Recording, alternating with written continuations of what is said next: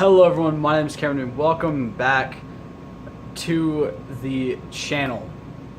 And we're going to be doing the final part, the second part of the NXT Takeover War Games 2 review. So I'm on page 6 right now on the Word document. There's 10 total pages. 6, 7, 8, 9, and 10. 5 pages of my entire review went to just the War Games match. So you can probably understand exactly why I decided to split this into 2 parts. Now, before I get on to the pay-per-view, or onto the review, I really quick want to talk about another reason I've been very lacking in the uploads recently, and I've been kind of falling behind, and I fell behind with this and a bunch of other stuff. So last week I had a friend pass away on the 20th, 2 days before Thanksgiving. He got in a car accident and was pronounced dead at the scene, and it sucks that I can now say within the last year I've had 2 friends pass away in a car accident. 2 amazing friends that I graduated with that were both the same age as me, and now they're gone. 2 amazing people who definitely did not deserve to be gone from this world so fast. One of them was in February. My friend TJ passed away. He went off the road, got in a car accident, got transported by helicopter to a nearby hospital, and sadly they just couldn't do anything to save him, and that was that. You know, it was one of those things where it's like, okay, he's gone and it sucks and I'm gonna miss him, and they did everything they could, and I'm happy that they did everything they could, but it's still, you know, it's a hole that's left in your life, especially for his parents. I know his dad very well. His dad was one of my teachers in middle school. I was very, you know, his dad was awesome. And it was difficult for everyone to kind of realize that he was gone.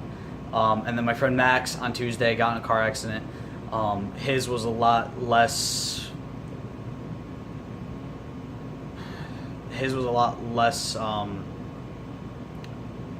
What's the word I'm looking for? I can't find the word I'm looking for right now. His wasn't. His was more impactful, I guess, is the way to put it. His was less accidental. I don't know. His wasn't his fault. They found the guy who did it now. Someone who was drunk driving with a passenger in his seat hit his car head on and fled the scene, and my friend was pronounced dead at the scene. If you're drinking, don't drive, please. You're not putting just your own life or anyone else in your car's life at risk. You're putting other drivers' lives at risk. Drinking and driving is no joke, and it's... Trust me, I've seen enough horrible fucking things from drinking and driving. It's not worth it. Call an Uber, call a cab, call a friend to come pick you up, anything. Have a designated driver. Do not get behind the wheel of a car if you've been drinking. Please. I just lost a friend to this, and I'm glad that they've caught the guy. And here's the thing, growing up in a small town, I don't think anyone else can say this if they're from like a bigger city. I knew not only the driver of the car who resulted in my friend's death, but also obviously my friend. I knew the victim and the person who did it because I grew up in a small town. I knew Max since elementary school. The driver of the other car I only really met around junior year. He dated an ex of mine who I was still kind of friends with. I wasn't really friends with him. I didn't, you know, I was like, oh, whatever. And he ended up cheating on her. So, yeah, he's an asshole. He's 21 and he's a fucking dumbass. He had a passenger in his car. He fled the scene with the passenger in his car. I hope he spends the rest of his life in jail. I do. I have no remorse for that man. I have no feelings that saying, oh, he didn't mean it or anything like that. No, you took my fucking friend away at 20 years old, you scumbag, because you decided to get behind the wheel of a car, not only endangering your life, endangering everyone else's lives and the person in your car's life especially. I hope you rot. And that's a big reason why I've been kind of behind, guys, because I've had to deal with the fact that I lost another friend, and it's not easy. So, off of the sad stuff, onto the Takeover War Games review. I'm sorry that both of the reviews for this, of the parts of the review for this, have been kind of segued by something beforehand. Obviously, the other one had the pop figure show off, and then this one has me talking about a big reason I've kind of missed the channel stuff. Sorry about that. If that's brought you down, I'm sorry, guys. It's a message I had to give out before the start of this video. So, final match, the War Games match, the Undisputed Era versus the War Raiders, Peter Dunne, as Kyle O'Reilly likes to call him, and Ricochet. And for those of you wondering, I'm recording this the same day as I recorded part 1. Calm down. Predicted the Undisputed Era. So it shows some clips from last year's War Games, the promos by the Undisputed Era and the other team. I really love the storytelling in this, because a year ago, Strong was in the War Games match against the Undisputed Era because he was refusing to join them. He was with AOP, and oh my god, that match was awesome.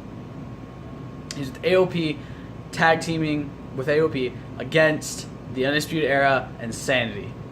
It was fantastic, and the storytelling to a year later, where he's now a member of the Undisputed Era, not just a member, but holding the tag team gold with the Undisputed Era. I love it. This is why NXT does better storytelling. That was some long-term fucking storytelling right there. A year in the making, and now he's on. Oh, it was awesome. I loved it. Shows the promo from the War Raiders, Dunne and Ricochet. I'm just gonna say this: the way Regal says War Games, he says War Games in like such a vicious way. Oh, it gets you going. It gets you pumped for the match. It gets you excited. Like go watch the way William Regal says War Games and tell me it doesn't get you excited for the match or the pay-per-view, the Takeover event in general. It's awesome. So, it's going to start with a member from each team. After 5 minutes, because of something that happened on NXT TV last week, a member of the Undisputed Era will then come out. And after 3-minute intervals, a member from alternating teams will come out. So after 3 minutes, someone from the War Raiders and Pete Dunne and Ricochet's team will come out, and then the Undisputed Era, and then vice versa, back and forth, until all 8 men are then in the ring. Once everyone is in the ring, War Games officially starts. No leaving or escaping, or else your team forfeits the match. And the only way to win is by pinfall or submission. So Adam Cole is starting for the Undisputed Era. It kind of feels right that the leader of the Undisputed Era, the man that led them to victory last year at NXT TakeOver War Games, is the man to start it. And let me just say, before I get further into this video, the Undisputed Era's entrance is amazing. I'm sorry, but it is. I love it. I love the Undisputed Era. Probably my favorite NXT tag team right now, and I love their entrance, especially that the first big part where the song says boom, Adam Cole goes boom. I don't know, it's just awesome to see. And then there's also obviously Kyle doing the guitar or keytar, whatever he's using at the time, with the belt. Just wonderful. War Raiders with some pretty badass armor and go into the cage. Honestly, I liked it. They looked really cool. The Bruiserweight Pete Dunne comes out. He's got the same sort of like white eye makeup, Viking eye makeup that the War Raiders have, and he goes into the cage. His knee's taped. Well, it's a massive target now. Good luck with that. I believe Hansen's knee was also hurt, and Ricochet's knee does get hurt during the match a little bit. Ricochet is going to be starting with Adam Cole. Also has the same face paint on as the other members of his team. Bell rings, here we go, both men start taunting, they're both in opposite rings, Ricochet is slowly moving over, Cole starts attacking him, Ricochet starts getting out of the attack, starts attacking back, a lot of back and forth between these two. Their feud is fantastic. It's a big feud going into this match, and it's probably going to be a big feud coming out of the match as well. Head scissors and a drop kick by Ricochet. Ricochet's in control, trash talks him, backstabber by Adam Cole. Ricochet avoids getting sent into the cage. Neckbreaker by Cole to Ricochet. Throws him into the other ring. Cole holding control now, attacking the back of Ricochet, raking his face on the side of the cage, trash talking. Remember, there's no rules in War Games. Just, that's it. The only rules are like, you know, pin or submission, no escaping. Other than that, it's fair game. Some more back and forth between the two. Cole gets kicked down and hit with a drop kick from the turnbuckle. Ricochet hits Cole with a springboard European uppercut, and it looked magnifique. 10 seconds left. O'Reilly comes out first, heads down to the ring, going fast and furious on Ricochet. It is actually kind of funny because both him and Strong went to leave, and Strong got out right after O'Reilly did, like half a second. And then a red light came on and he had to get pushed back in the cage. I was like, damn it, I was hoping he would get there too. Fuck. 3 minutes until Ricochet gets his saving grace, starts getting double teamed. Ricochet is in between the rings going after both members. He's standing on that steel plate between the two rings that holds them together. O'Reilly with a dragon screw whip to Ricochet through the ropes. Cole gets sent into O'Reilly. Bicycle kick to Ricochet after he hits a right on O'Reilly. Assisted neckbreaker hit. Well, assisted Ushu. How the fuck is it pronounced? Ushigoroshi, that's what it is. An assisted Ushigoroshi. So the neckbreaker that AJ Styles does. 10 seconds left. Dunn goes to get out of the ring, out of the cage, but Hanson stops him and pulls him back, makes his way to the ring. 3 minutes until the Undisputed Era get another member. Cole and O'Reilly going after Hanson, but he takes them down as Ricochet recovers. Hanson is very acrobatic for a big man. That's what I've noticed about the Warriors. They're very, very acrobatic big men. A lot of people talk about how acrobatic Braun Strowman is. Oh, because he does a fucking drop kick? These men are doing fucking springboards and fucking handstands. Like, I'm going to take this acrobatic bullshit over a fucking drop kick by a dude who's fucking that tall and that fucking wide any goddamn day. Because Hanson and Rowe should not be doing fucking springboards and handstand moves. Because holy shit, is it weird to watch a big dude do that. Like, seriously, go watch this match and go watch all this fucking flippy shit that two massive guys are doing. It's insane. Where the fuck's my thing at?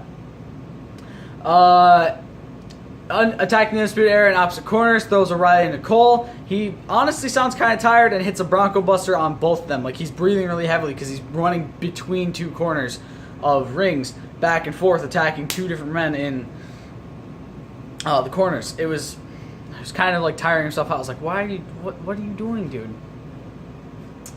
Where am I at? Pulls Ricochet in to help him, shooting Star Press off of Hanson onto O'Reilly. I just realized I put Hanson gets an elbow from Hanson. I think I meant Hanson gets an elbow from Cole. Not from Hanson. O'Reilly takes his leg out, more elbows to Hanson. Ricochet takes down O'Reilly. 10 seconds till the Undisputed Era gets member number 3. It's Roderick Strong, and he goes right after Ricochet and Hanson, letting his teammates rest as best as he can. Big drop kick going crazy on them. 3 minutes until it's even again. Cole saves Strong. Olympic slam to Hanson. Yes, an Olympic slam to Hanson. The Undisputed Era taking out the big guy as best as they can. Tag team corner attacks. I fucking went too far down again. Tag team corner attacks by Strong and O'Reilly. Ricochet being double teamed and Cole focusing on Hanson. 10 seconds to go. Member number 3 for them is Rao. Again, keeping Dunn back. So you can see that they didn't have a game plan going into this. And they're kind of less uniform than the Undisputed Era is. 3 minutes until the Undisputed Era is up 1 again. Rowe taking down the Undisputed Era. Cole tries to stop him but fails. O'Reilly gets him in a sleeper hold. And O'Reilly gets sent into the turnbuckle. Hanson puts Strong on his shoulders. Rao powerbombs Strong from his shoulders. Because like he puts him up into a powerbomb position while O'Reilly's held like this in a power slamming position. Powerbomb Strong while also power slamming O'Reilly. It was a very odd and awesome move to see done. To see someone get power bombed while the other person's getting power slammed by the exact same dude. It was cool. O'Reilly taking lots of damage like last year. Strong also gets sent into the cage. Cole backing away from them right into Ricochet. Ricochet shoves him into the War Raiders and they throw him into the cage face first. I thought he was going to do the same thing he did last year. We got thrown in the cage but caught on and then climbed up. Nope. Ricochet taking it Strong. Bobby Fish is about to be in. Runs out and throws the key. He goes over to Dunn's cage. Puts the padlock for the Undisputed Era's cage around it. Locks it and chucks the key into the crowd. Now for those of you who don't know, the padlocks have different keys. They don't both unlock from the same key. So Dunn's locked in the cage. 3 minutes are going to go by and nothing's going to happen because Dunn is locked in the cage unless they get bolt cutters out before the 3 minutes is up. Goes down grabbing weapons, some Undisputed Era themed chairs, and then he enters. Fish and O'Reilly start going after them with the chairs. Strong and Cole joining in too. About 250 left before Dunn would be coming in, but he's shit out of luck. Also, for those of you wondering, that means the match will not officially start even if once those 3 minutes are up, if Dunn's not in the match. If he's not in the match, he's not in the match. There's nothing to stop. So the match technically never starts until he gets in the ring. Hanson gets set in the cage, a chair gets set up, and Rowe gets slammed through it. And by chair gets set up, I mean in this sort of way. Like it's actually set up for someone to sit on it. Which, I always like seeing chair spots with that, where they get slammed through that. It's really cool. It's like, yeah, use a chair like that. I like it. Trash talking Rowe. Hanson's leg is being focused on. Rowe gets set into the side of the cage. Hanson gets set into it.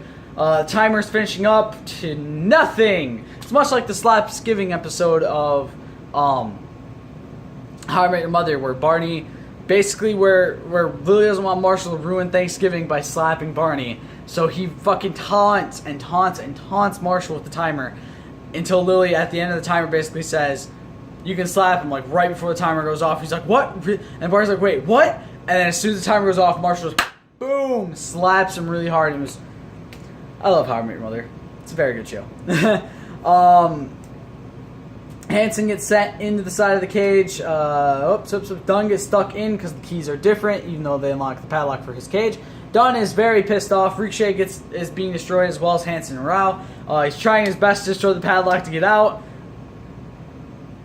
Avalanche suplex to the Warriors by Strong and Fish in opposite rings in opposite corners. Strong was in the bottom right hand corner, depending on the top right hand corner of ring number 2 of the right side ring, while Fish was in the top left corner of the left side ring, and they both suplexed both of them off of it. It was really cool. I liked it. Trash talking Dunn, taunts, mocking him some more. Bolt cars get brought out. Dunn waiting and starts heading to the ring. O'Reilly and Fish trying to keep the door shut. He attacks their hands with a kendo stick, attacks Cole's hand with it, throws in kendo sticks. Ricochet starts taking down the Undisputed Era. He also tosses some trash cans with a chain in one of them. And he tosses in some tables, and oh my god, I love War Games. Please, 2K, don't fuck us over next year. Give us the War Games match in 2K20. I swear to God, give us the fucking War Games match because I really want it this year. I wanted so badly to do a fucking War Games match for a championship. But no, they gotta be dicks and not give us the fucking match. See how it is. It's fine. It's fine. Whatever. Whatever, 2K. Don't fucking treat your fans right. Don't give us what we want. Pretty sure everyone wanted War Games, and no one fucking gave it to us. Because they're dicks. Shouldn't be that hard to do. It's just a fucking cage match with 2 rings and 2 cages. Fuck, set an entire pay-per-view around the damn thing. I'll set an entire fucking pay-per-view around the damn thing. Because Takeover War Games, I think they have it as a prompt. They have Takeover War Games as like a pay-per-view theme. For what? You're not going to have 2 fucking rings in there, and you're definitely not going to have the War Games match. So what's the fucking point of having NXT Takeover War Games as one of the pay-per-view themes for fucking pay-per-view? Makes no fucking sense. Get your heads out of your asses, 2K. Give us a fucking War Games match next year, and give us an actual good War Games pay-per-view next year. Give us some old school War Games fucking pay-per-view fucking arenas and shit. Because that's what we want. That's what fans want. Give us some fucking War Games style attire for people too. That's what we want. At least that's what I want. Where the fuck? I lost track where I'm at. Sorry, guys. Lots of action in the ring. Another table gets brought in. Rowe sets the first between the 2 rings, and Dunn going off on Strong with the kendo stick as he enters the match. Attacks Fish with it too. Then Cole. He's lost his goddamn mind. Gives Rao and Ricochet the kendo sticks and wraps a chain around his fist. Hanson using a chair. O'Reilly getting his hand attacked by Dunn. Fish tries to go after Ricochet with the trash can, but Rao stops him. Strong gets thrown down onto O'Reilly. So if you guys don't remember from last year, O'Reilly did a chair spot. Now, unprotected headshots with a chair are no longer allowed. He got past that rule. He hit it off the rope, going to hit someone, and boom, right into his own face. He almost recreated that this year, but stopped himself. He went to go hit, I think, Rao. No, sorry, Hanson. He went to go hit Hanson. Hanson moved. It bounced off. He's like, no. Turned around and Hanson kicks it into his face anyway. So, I mean, he didn't do it to himself this year, so that's good. It was hilarious. I loved it. That spot is just I hope they do it every year. With someone new, too. Once they get called up, once the Undisputed Era gets called up, if they do get called up, recreate it with someone new every year because it's fucking hilarious.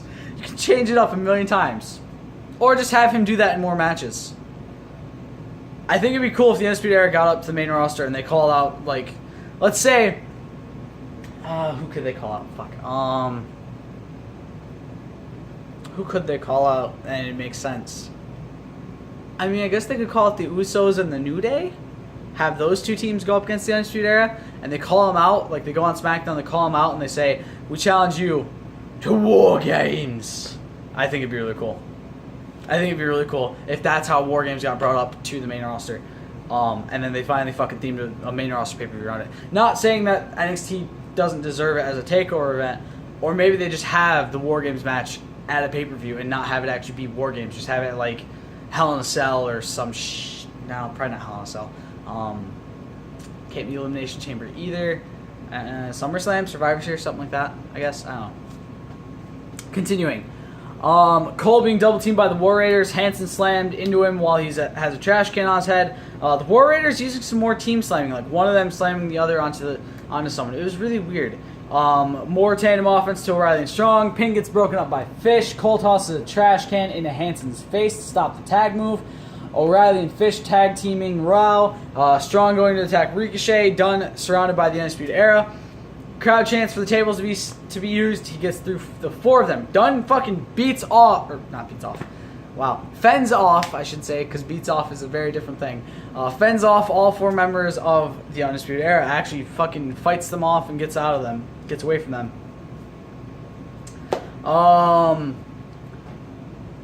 Rolls into a knee bar on Fish. O'Reilly breaks it up. He uses the chain on Dunn, wrapping around his leg, but Dunn fights it off into a Kimura with the chain around O'Reilly's hand. Fish hits him with a chair. He mostly really hit Strong or O'Reilly, but that's not the point. Fish hits him with a chair. O'Reilly gets an ankle lock in with the chain. The Undisputed Era keeping the other three from getting there. Strong and O'Reilly double teaming Dunn. Ricochet gets through, breaks it up. Strong gets hit with a back body drop, going from getting thrown from one ring to the other. Fish shaving Strong from a superplex. Ricochet and Dunn get set up a dual move, both hitting big moves. Avalanche suplex to Strong and Avalanche Hurricane Rana to O'Reilly, followed by a 2 count on O'Reilly. The second table gets sent to the other ring and gets set up by Hanson. Hanson slams Cole's face onto it and then puts him onto it, and the leg gives way. Hanson tosses him off to fix it. Rao stops Cole from rolling to safety in the other ring and gets sent into a power slam by Hanson, but O'Reilly breaks up the pin. Fish attacks Rao with the kendo stick, and he sends Rao through the table in the middle of the ring. So for those of you wondering what do I mean by middle of the rings, basically the table was like leaned up against the cage wall in the partition between the two rings, like so, where the diamond plate, the steel plate's at. There's a big enough space, just barely big enough for the table to be set up leaning. Kind of like if you play the WWE video games when you lean up in a corner, much like that. And he gets sent through that. Ricochet and Cole fighting near the table. O'Reilly gets involved and Ricochet sets him on it. Triangle in on Ricochet after a knee by Strong. Hanson goes up top in the left side ring and jumps to the right side ring,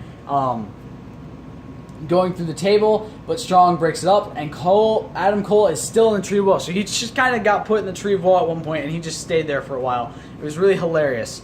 Cole climbs up, Ricochet climbs up in front of him. They start fighting up top. Strong with the kendo stick climbs up without it, attacking Ricochet. I don't know what he did with the kendo stick, to be honest.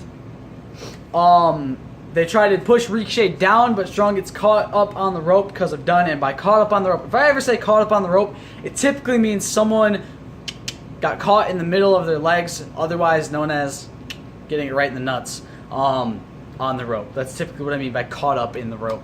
Sometimes I do mean a body part gets stuck in there, but typically I try to say, oh yeah, this got wound up in there or whatever. If I say caught up in the rope, it typically means their nuts got fucking sliced up there. Dunn climbing up and manipulates the fingers of Cole. You know, that joint manipulation him and Baszler both love to do. O'Reilly climbing up as well as Rao. A big superplex / powerbomb move being set up with everyone sans Ricochet, which means without, for those of you who do not know. Hanson with Fish on his back sets it in motion, slamming everyone except Ricochet down. It was insane. Hanson just comes up, grabs him in a powerbomb position, and it's like, that's 7 men right there being slammed. Well, 6 technically, by a 7th, but still. Crowd starts chanting Ricochet as he stands up slowly. He hits a massive moonsault on everyone else. Direct quote from Mauro Ranallo: "Mama effing Mia." Mauro's too pure for this world. I love him.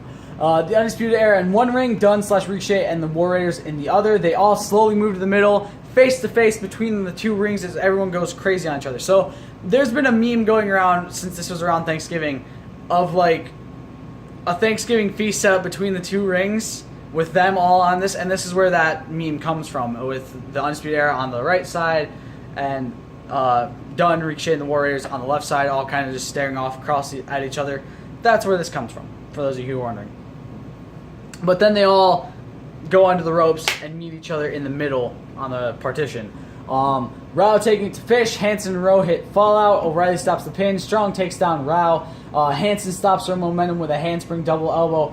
For those of you wondering what were the pairing offs for that little face-to-face, by the way, it was Ricochet and Adam Cole, Strong and Pete Dunne, and then the War Raiders, Hanson and Rao, with the other 2 members of the Undisputed Era, Bobby Fish and Kyle O'Reilly.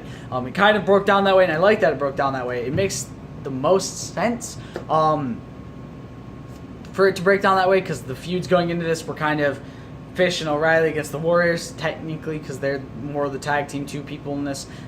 Strong and Dunn after Strong betrayed him a few months back, and then Cole and Ricochet because of the North American Championship. Super kick to Hanson. Ricochet gets caught with one off of a springboard move, but Dunn blocks one. Bitter End gets set up, countered into a DDT by Cole. A neck breaker, last shot. Dunn kicks out at the last second, goes for another with the exposed knee. Dunn avoids it, hits Bitter End, followed by a 450 splash by Ricochet. They both cover, 3 count. Dunn and Ricochet and the War Raiders win. 2-2 on predictions, 15 out of 10. The match was amazing, a lot of big moves and lots of high flying. I love the War Games match. It builds for so many amazing spots to happen into it, and it's such an awesome place for a feud to culminate. There's a lot of massive weapon spots, 2 huge spots involving all of the members of both teams, which was really cool. Dunn and Ricochet stand up tall on top of the cages with the championships. I like the fact that both years Cole has in some way been the person the finish has been involved with. In 2017, he won the match for his team by pinning. And this year he got covered not by not 1 but 2 people for the losing effort of his team. I could see a reason for the Undisputed Era to win more, but I think Dunn, Ricochet, and the Raiders getting the win kind of makes a little bit more sense going forward, because I think they're going to try to stretch the feud out a bit more. Hopefully with a nice tag team match being set up for, let's see, what's the next one? Takeover Arizona? Takeover Phoenix, which should probably be good. Either that, or they're going to be setting up for a big match at Takeover Jersey, wherever they're at in Jersey. I can't remember exactly where they're at in Jersey, but Takeover Jersey.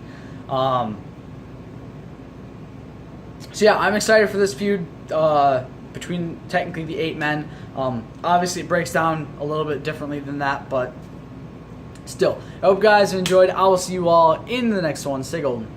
Peace.